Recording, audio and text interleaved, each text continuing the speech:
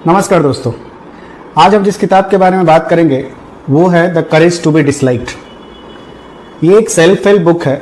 इसके अगर पहले पेज पे ही आप पढ़ेंगे तो लिखा होगा how to free yourself, change your life and achieve real happiness. ये तो पढ़ने के बाद ही पता चलेगा कि ये कितना पॉसिबल है, बट डेफिनेटली एक साइकोलॉजी है जो हमें पढ़ना चाहिए। और बैक कवर पे लिखा हुआ है single book can change your life.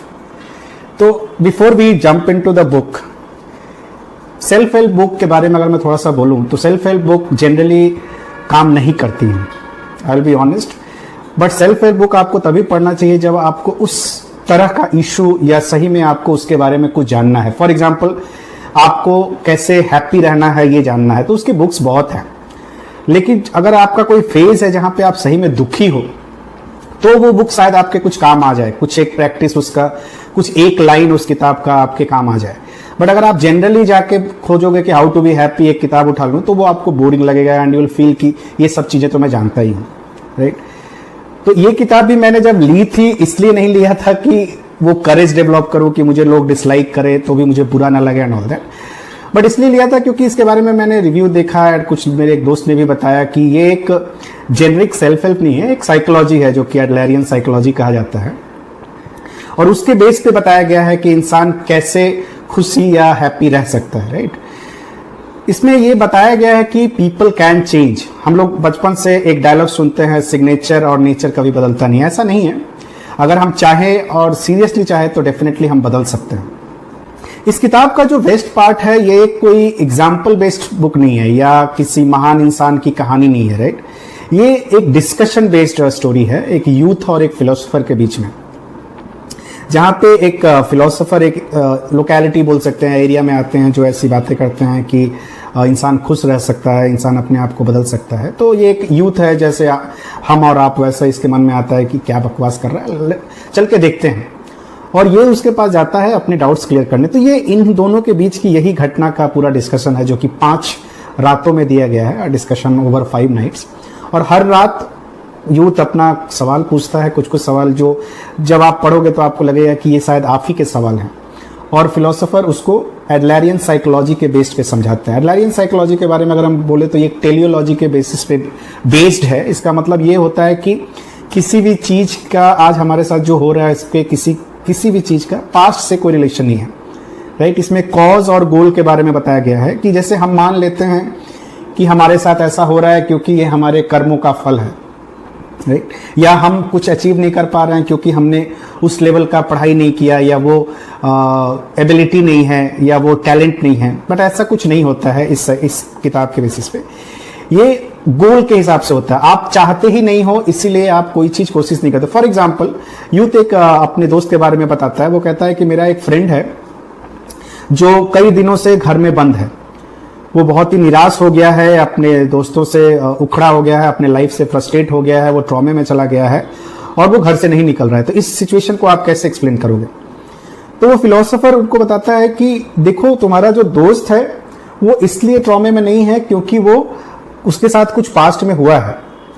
उसका अगर दूसरे एंगल से देखो, एडलरियन साइकोलॉजी के बेसिस पे देखो, तो क्योंकि वो बाहर नहीं जाना चाहता है उसके लिए उसने ये सब ट्रॉमा क्रिएट किया है।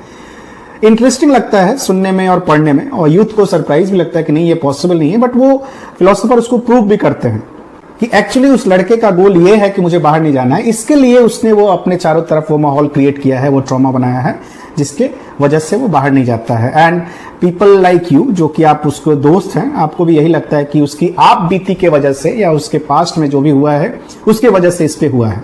तो ये एक एग्जाम्पल है जिसमें पूरी किताब इसी पे बेस्ड है कि आप जो भी हो या जिस चीज के लिए भी परेशान हो वो आपका खुद का बनाया हुआ है, आपके पास्ट के वजह से नहीं है।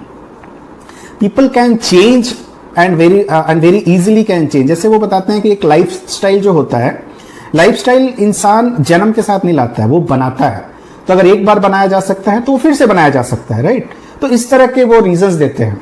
इंटरपर्सनल रिलेशनशिप के बारे में बताया गया है कि ज्यादातर इंसान दुखी इसलिए अपने इंटरपर्सनल रिलेशनशिप के लिए दुखी होता है कि वो क्या सोचेगा, वो क्या बोलेगा, वो मेरे बारे में बुरा समझेगा, ये सब सोच के ही परेशान रहता है। टास्क सेपरेशन, जिसका मतलब होता है कि आप अपने काम को देखो। अगर आपको नहीं अच्छा लगता है कि आपको कोई डिसलाइक करे तो आप अपने अंदर जो जो काम कर सकते हैं वही करो। अब अगला आपको डिसलाइक करेगा कि नहीं करेगा, that is not in your hand. लेकिन अगर आपको कारण पता है कि मैं अगर ये करूंगा तो मुझे वो डिसलाइक नहीं करेगा, you can do it, right. एक एग्जाम्पल दिया गया है कि आप प्यासे घोड़े को नदी के पास तक तो ले जा सकते हो, बट उसको पानी खुद ही पीना पड़ेगा, राइट। तो आपका काम है आप खुद करो, दूसरा आपको डिसलाइक करता है कि लाइक करता है, that is not in your hand.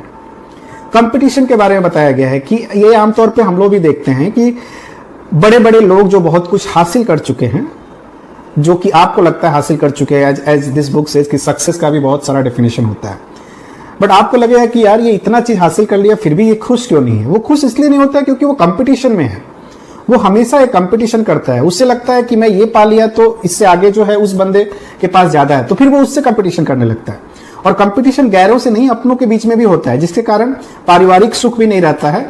So you are unhappy both personally and professionally.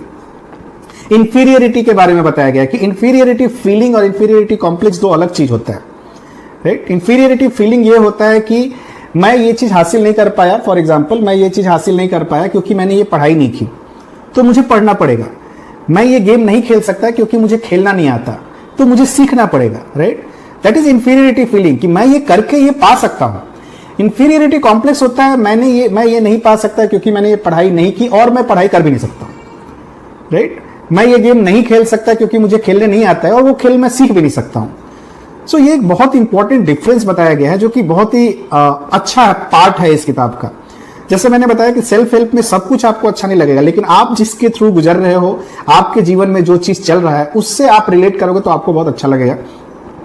जैसे एप्रिसिएशन के बारे में बताया गया। आमतौर पे जो भी हम लोग काम करते हैं हमें हमेशा एक एप्रिसिएशन का भूख रहता है, या लोग वाहवाही करें इसकी एक चाह रहती है, चाहे वो आपके कलीग से हो, आपके मैनेजर से हो या किसी और से हो। बट इस किताब में ऐसा लिखा गया कि आप ये मत ढूंढिए, क्योंकि जो आपको एप्रिशिएट करता है वो हमेशा आपसे ऊपर होता है। आपको एप्रिशिएट करके वो ये फील करा रहा है कि देखो तुम इसके लायक नहीं थे लेकिन तुमने कर दिया, वाह। वो एप्रिशिएट करके ये बताता है कि मैं इसको जज कर सकता हूं कि तुमने ये अच्छा किया क्योंकि मैं ये तुमसे बेटर कर सकता हूं, राइट। तो अलग अलग एंगल्स हैं और बहुत ही इंटरेस्टिंग एंगल है। जैसे मैं अपने बारे में बताऊं, मैं ऐसी किताब कभी नहीं पढ़ा था। मैं सेल्फ हेल्प एक दो बुक पढ़ा हूं, बट इस तरह का साइकोलॉजी बेस्ड किताब कभी मैं नहीं पढ़ा था। ये बहुत ही इंटरेस्टिंग है एक एक part, but as I said if you will be able to relate, अगर आपके साथ ऐसा कुछ है तो ही आपको अच्छा लगेगा। इस किताब का अगर मैं सारांश बताऊं तो इसमें ऐसा दिया गया है कि if you have the courage to be happy, अगर आपको खुश रहने का आप में करेज है, तो you also need to have courage to be disliked, तो ही आप खुश रह सकते हैं, राइट। सो अच्छी किताब है, और अगर आपको ये रिव्यू अच्छा लगा हो तो please subscribe my channel and thank you for watching.